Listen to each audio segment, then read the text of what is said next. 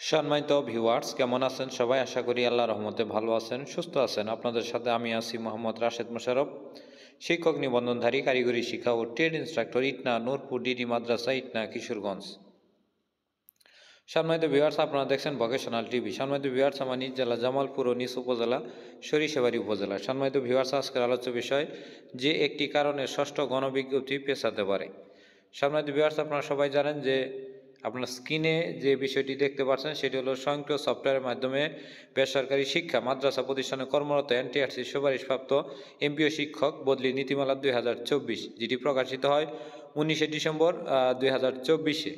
তো এই নীতিমালার কারণে ষষ্ঠ গণবিজ্ঞপ্তি কিছুটা পিছাতে পারে বলে আমরা ধারণা করছি। কেননা আপনারা সবাই জানেন যে প্রতিদিন 10টি করে 18তম শিক্ষক নিবন্ধনে ভাইবা চলমান রয়েছে 2024 সালের নভেম্বর থেকে, এবং এটি প্রতিদিন 10টি আলাদা বোর্ডে প্রায় 600 জন প্রার্থী আপনার শিক্ষক নিবন্ধন পরীক্ষা দিচ্ছেন। তো সেই হিসেবে মোটামুটি আমরা আশা করা যায় যে 2025 সালের 5তম মাসের মধ্যে ভাইবা পরীক্ষা শেষ হবে এবং 6তম মাসের মধ্যে রেজাল্ট কমপ্লিট হবে, অর্থাৎ ভাইবা পরীক্ষার রেজাল্ট প্রকাশিত হবে।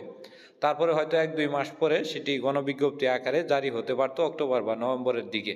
কিন্তু এই ষষ্ঠ গণবিজ্ঞপ্তির আগে একটি বদলি নীতিমালা দেওয়ার কারণে সেটি বিলম্বিত হতে পারে। এখন বদলি নীতিমালার কারণে কেন বিলম্বিত হবে? আসলে হয়তো আপনারা যারা 18তম শিক্ষক নিবন্ধনে ভাইবা দিচ্ছেন তারা হয়তো বিষয়টি জানেন না। আসলে আমাদের যে এমপিওভুক্ত স্কুল, কলেজ, মাদ্রাসা এবং কারিগরি যে শিক্ষা প্রতিষ্ঠানগুলো রয়েছে সারা বাংলাদেশে প্রায় 35,000, এগুলো পরিচালিত হয় এমপিওভুক্ত যে নীতিমালার অধীনে। নীতিমালার বাহিরে কেউ চলতে পারে না, স্বয়ং মহাপরিচালকও এই বিষয়ে কোনো কিছু করতে পারবে না। কারণ নীতিমালা অনুযায়ী আপনি বেতন পাবেন, নীতিমালা অনুযায়ী আপনাকে ক্লাস করবেন, নীতিমালা অনুযায়ী আপনি উচ্চতর স্কেল পাবেন, নীতিমালা অনুযায়ী অবসর নেবেন, নীতিমালা অনুযায়ী সকল কাজকর্ম পরিচালিত হয়। নীতিমালার বাইরে যাওয়ার কোনো সুযোগ নাই। নীতিমালাতে যদি আপনার যেমন কারিগরিতে নীতিমালাতে বলা আছে যে আপনার বকেয়ার সুযোগ নাই, সো আপনারা যোগদানের পরে 3-4 মাস পরে বেতন হয়, ওই 3-4 মাস আপনাকে কিন্তু বিনামূল্যে পরিশ্রম করতে হয়। এটি নিয়মে আছে দেখেই কিন্তু করা লাগে। এটি কারিগরি এমপিও নীতিমালা 2021-এ সুস্পষ্টভাবে বলা আছে। তো যাই হোক, এই এমপিও নীতিমালাতে দেখেন যে বিষয়টি আপনাদের হয়তো জুলাইয়ের পরে ভাইবা শেষ হলে আপনাদের কিন্তু আগস্ট বা অক্টোবরের দিকে মানে দেওয়া যাইতো, গণবিজ্ঞপ্তিটা হইতো। কিন্তু এর কারণে দেখেন এই যে বদলির জন্য সাধারণ শর্তাবলী স্ক্রিনে একটু লক্ষ্য করেন, 3.3টি একটু লক্ষ্য করেন। 3.3-এ বলা আছে সমপদে শূন্য থাকা সাপেক্ষে বদলির জন্য 1 অক্টোবর থেকে 30 অক্টোবরের মধ্যে অনলাইনে আবেদন করতে পারবে।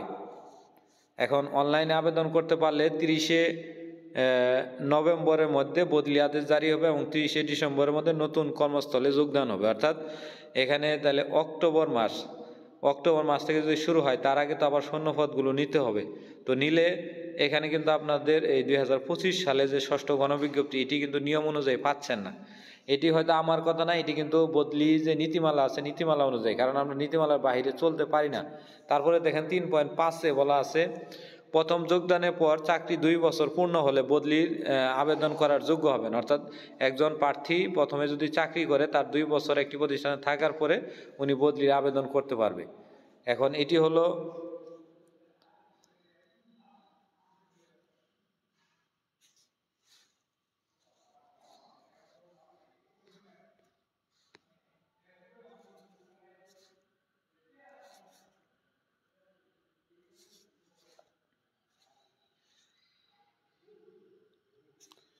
পরেরটা দেখেন যে বলছে বদলি হয়ে নতুন কর্মস্থলে যোগদানের পর ন্যূনতম 2 বছর কর্মে নিয়োজিত থাকার পর পরবর্তী বদলির আবেদন করতে পারবেন।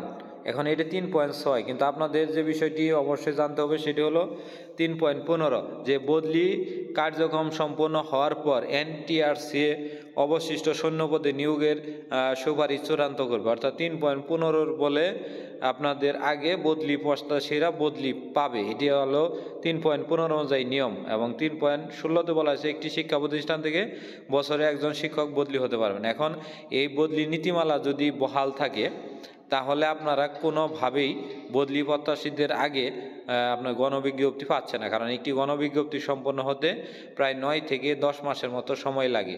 সর্বনিম্ন সময় ধরলেও 8 মাসের কম হয় না, কারণ একটি সার্কুলার প্রকাশিত হবে, 1 মাস সময় দিবে, তারপরে আবার 10 দিন বা 15 দিন বা 20 দিন পরে আপনার প্রিলিমিনারি রেজাল্ট দিবে। প্রিলিমিনারি রেজাল্ট দেওয়ার পরে আবার আপনার 1 মাসের জন্যে বা 15 দিনের জন্যে আপনার পুলিশ ভেরিফিকেশন ফর্ম পূরণ করবে। আবার এগুলোর মন্ত্রণালয়ে যাবে।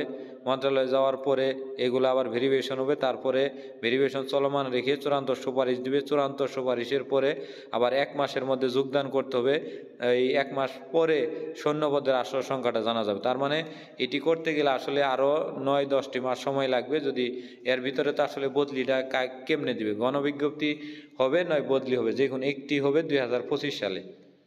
তো এই হলো আমাদের যে কোনো একটি কারণে ষষ্ঠ গণবিজ্ঞপ্তি পিছাতে পারে তার মূল কারণ। আসলে আমাকে গালিগালাজ না করে আপনারা এই বদলির আগে কেমনে গণবিজ্ঞপ্তি পাওয়া যায় সেই বিষয়টি নিয়ে আপনারা কাজ করেন, এতে আপনাদের জন্য অনেক ভালো হবে। আর আমি মাত্র 1 বছর হলো আমি প্রতিষ্ঠানে চাকরি করি। আমি চৌত্র গণবিজ্ঞপ্তিতে ঢুকলে পরেও পরবর্তীতে সেসিবের স্পেশাল গণবিজ্ঞপ্তিতে আমি সুপারিশপ্রাপ্ত হই ডিসেম্বর মাসের 2024 সালের 28 তারিখে, এবং 2025 সালের 28শে ডিসেম্বর আমার 1 বছর পূর্তি হয়। তার মানে আমাকে আরও 1 বছর থাকার পরে বদলি আবেদন করতে হবে। তো যাই হোক, এই হলো আমাদের মোটামুটি যে কোনো একটি কারণে ষষ্ঠ গণবিজ্ঞপ্তি পিছাতে পারে তার একটি কারণ। এর সাথে আবার বদলির বিষয়ে বলছে যে বদলি কর্তৃপক্ষ মহাপরিচালক, মাদ্রাসা শিক্ষা অধিদপ্তর বা স্কুল যেটাই হোক তারা নিষ্পত্তি করবে, এবং তারা যে কোনো সময় এই বদলি আদেশ প্রত্যাহার, বাতিল, সংযোজন, বিয়োজন ইত্যাদি করতে পারে, যেটি বলা আছে। তো আশা করি ভিডিওটি বুঝেছেন। ভিডিওটি ভালো লাগলে অবশ্যই লাইক, কমেন্ট, শেয়ার দিতে ভুলবেন না।